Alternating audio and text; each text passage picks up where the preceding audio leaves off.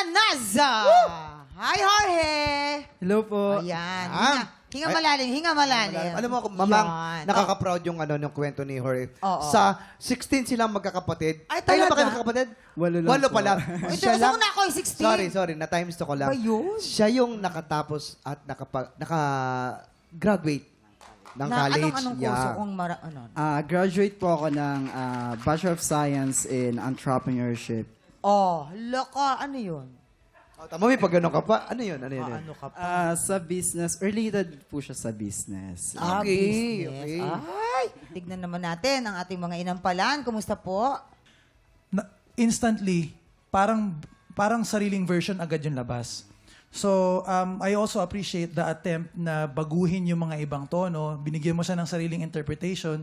Siguro, for my taste lang, in my opinion, medyo sumobra lang yung bale. Especially dun sa dulo na part.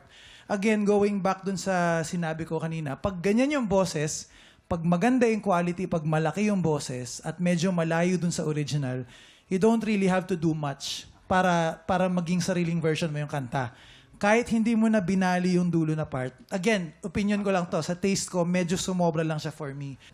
Pero alam mo, Jorge, pangarap kong ibigin ka, medyo mahirap talaga tong kanta na to. So, I admire you na kinanta mo to, na sobrang hirap. I agree na ang unique ng voice mo, may Thank you pagkapaos, no? Pero nakakabirit ka.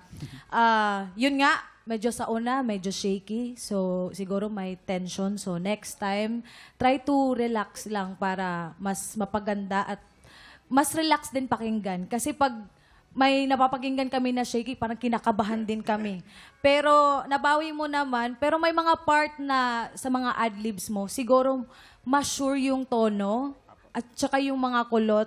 At yun lang naman ang masasabi ko, kaya congrats. Thank you po. Maraming salamat. Ito na, Jorge, aalamin na natin kung ilang bituin ang mabibitas mo mula sa ating mga inampalan. Jorge, ito ang iyong mga bituin.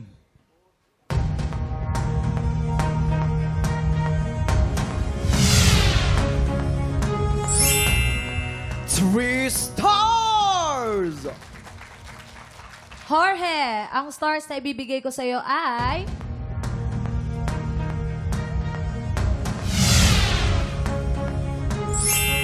Three stars! Kuya Kim! Maraming salamat, Kuya Jason. Mamaya na natin papakita ang mga scores din. So far po, si Kyle ay merong 6 stars. Si Jorge naman, tied with 6 stars also. Sino ang kalaho kaya ang hahamon sa ating kampiyon ngayon? Tutukan yan sa pagbabalik ng tanghalan ng kampiyon dito sa TikTok Live!